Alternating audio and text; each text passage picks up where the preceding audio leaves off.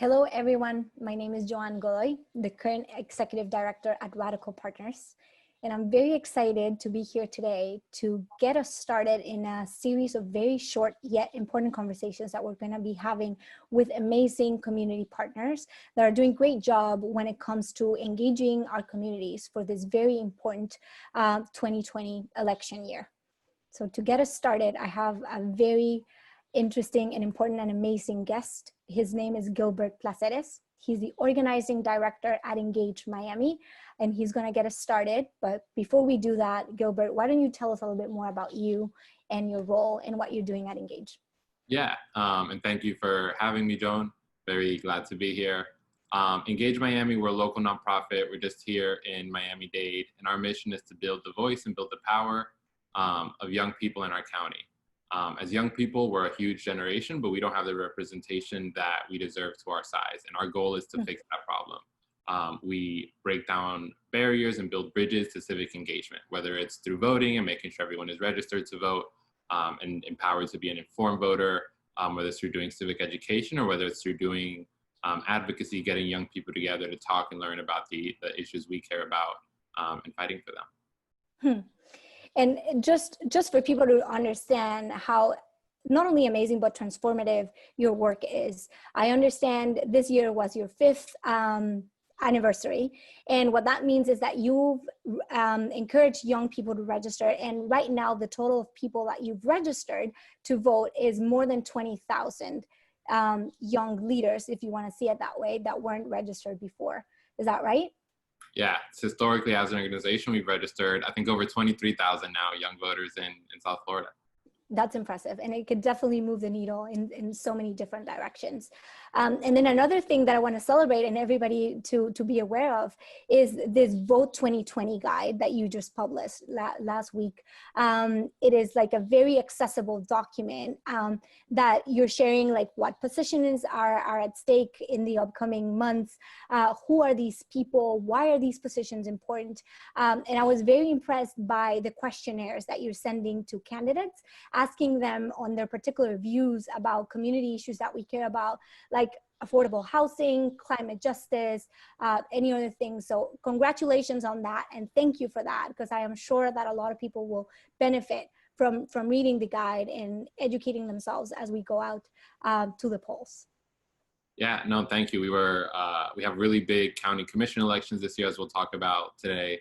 And we were lucky to have most candidates actually respond to our questions about what their priorities are. And hopefully that'll be a good tool for people to make an informed vote this year.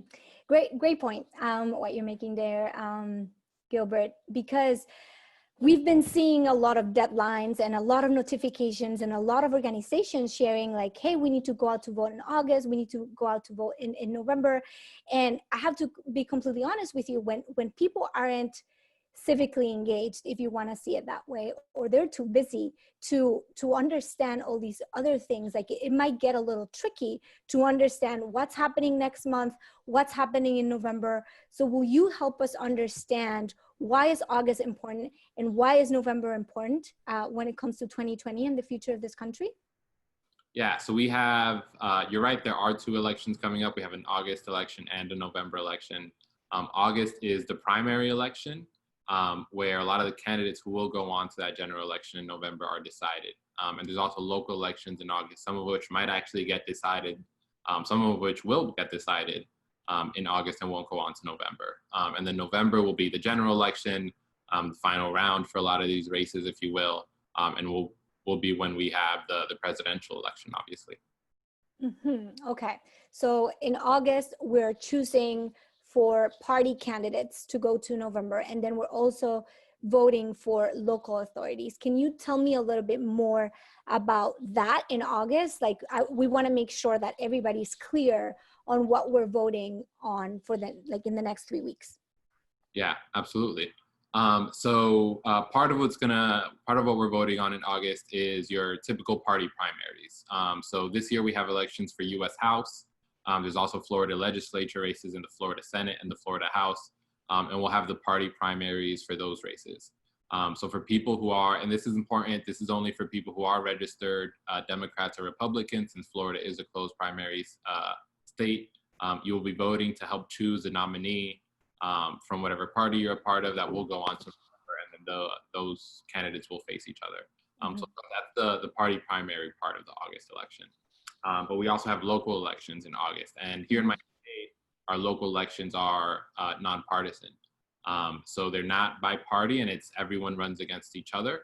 And those races include, we have a lot of important races this year. We'll be having different judges that'll be going for election, circuit judges. We'll be having school board races.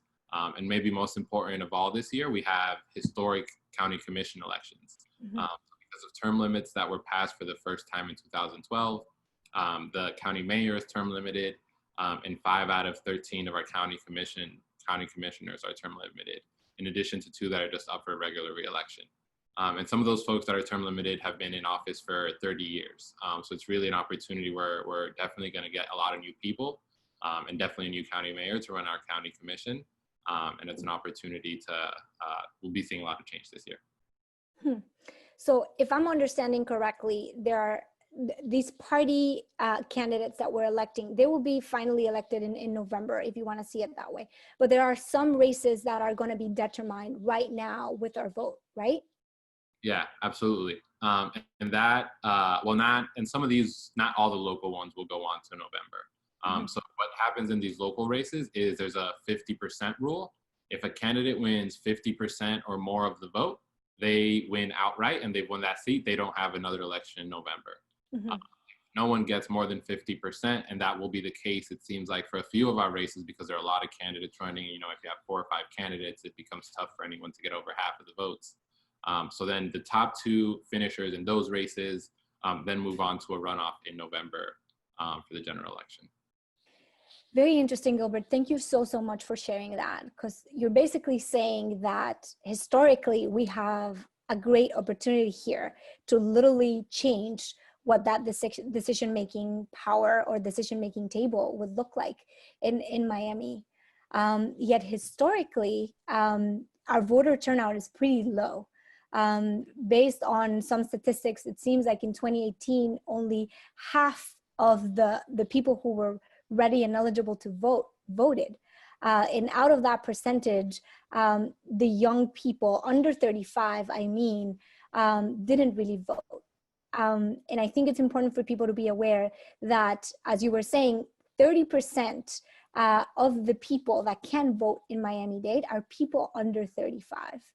So there's definitely a gap there that we need to fill. So this conversation hopefully will encourage people to go out to vote and do that. Do you have anything else to add on that? Yeah, absolutely. So very important for us to go out and vote this year.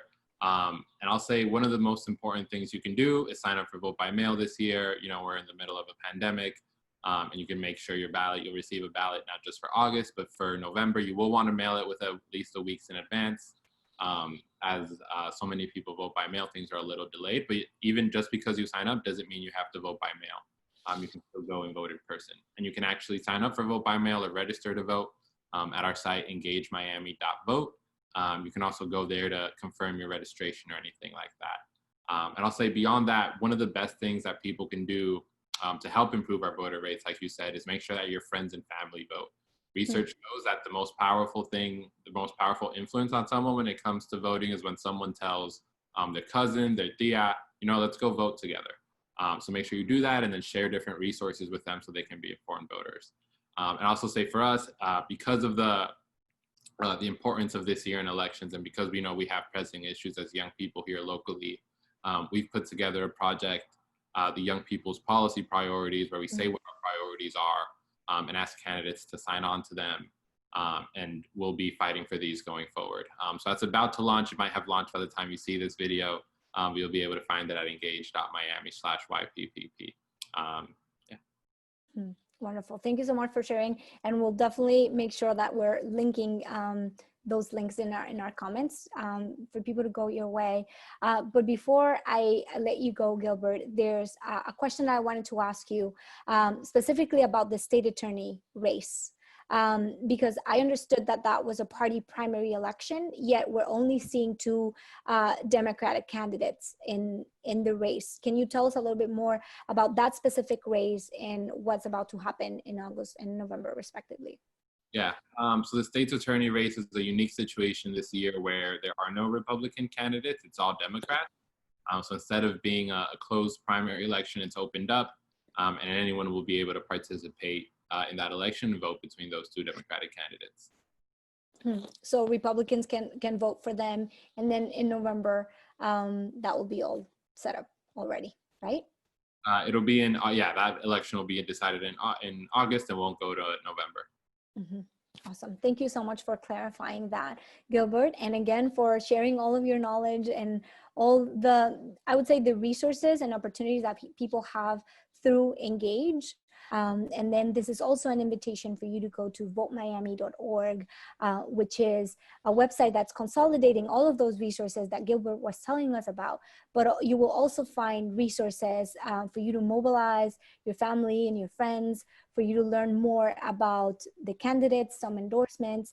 And if you want to be a civic nerd, or if you know not a lot about the structures and how our government works, feel free to go to votemiami.org. We've tried to make it as simple as you can. So I'm going to pause there, Gilbert, and pass it back to you to see if you have any suggestions to all of our viewers on what to do with all this information now that they have it. Yeah, absolutely. I think we've said it already. I think make sure you vote in every election, and make sure everyone you know votes.